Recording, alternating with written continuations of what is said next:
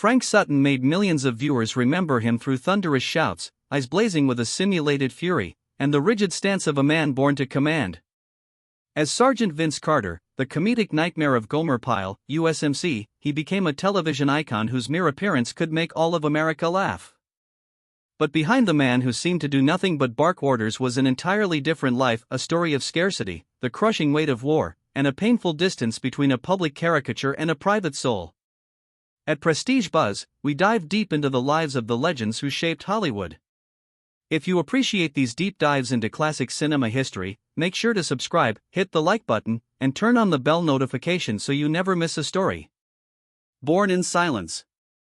Frank Sutton was born on October 23, 1923, in Clarksville, Tennessee.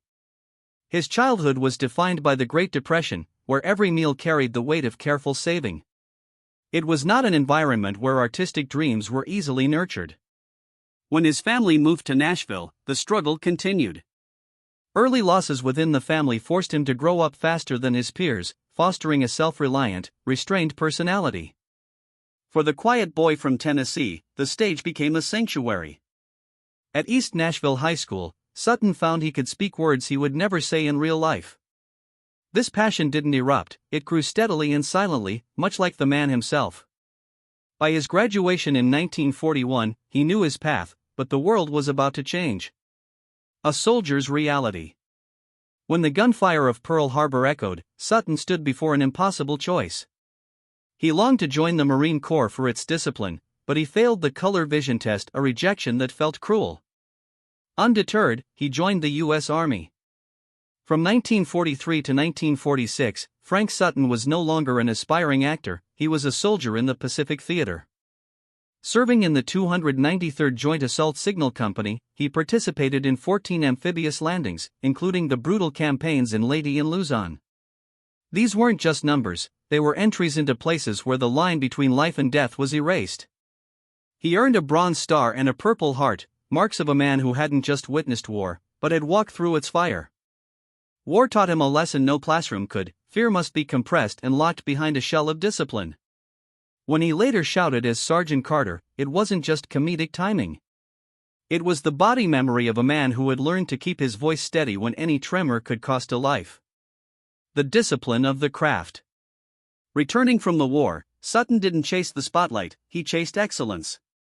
He graduated cum laude from Columbia University in 1952 with a degree in drama. He treated every lecture hall and small stage like a military operation. The 1950s were a marathon of radio, live television, and guest spots on shows like Gunsmoke, The Twilight Zone, and The Untouchables. He became the industry's most reliable character actor, the man who made the story believable even if he wasn't the star. His most significant early milestone was the 1955 film Marty. Despite a tiny budget, the film won the Academy Award for Best Picture. Sutton played Ralph, a role that demanded a naturalism so complete it didn't look like acting. It proved he could exist within the highest standards of the craft, even if he remained in the shadows. The birth of Sergeant Carter. In 1963, a guest role on The Andy Griffith Show changed everything. Sutton was cast as a drill instructor named Sergeant Carter. It was intended to be a single appearance, but the chemistry was undeniable. Sutton didn't just act like a soldier, he occupied the space with an authenticity that felt real. The spin-off, Gomer Pyle, U.S.M.C., premiered in 1964 and became a national phenomenon. For 5 seasons, Sutton was the anchor of the show. His precision was legendary, a half-beat delay would ruin the laugh, so he maintained an exhausting level of intensity through every take. The Golden Cage. Success, however, came with a price. As the show surged in the ratings, the boundary between Frank Sutton and Sergeant Carter blurred. Fans would shout at him on the street, expecting the temper they saw on screen. While he was grateful for the success, Sutton, a man of deep intelligence and reserve, felt the walls closing in. He wanted the character to grow, to show the man behind the shout, but the network refused to break a winning formula. By the time the show ended in 1969, Sutton found himself in a golden cage. Directors could no longer see past the uniform. He had become so synonymous with one role that the industry forgot he was a classically trained actor capable of so much more. The final act. The 1970s were a period of quiet endurance. The steady production schedules were replaced by grueling theater tours across small-town America. Sutton moved from city to city, performing for smaller audiences but with the same military-grade focus. Behind the scenes, his anchor was his wife, Toby Igler. Married in 1949, Toby had been there before the fame and remained the one constant through the highs and lows. Together they raised 2 children, Michael and Amanda, though the demands of his career and the long tours often created a painful distance. In June 1974, while on a theater tour in Shreveport, Louisiana, the years of relentless discipline and travel finally took their toll. Frank Sutton suffered a fatal heart attack in his dressing room before a performance.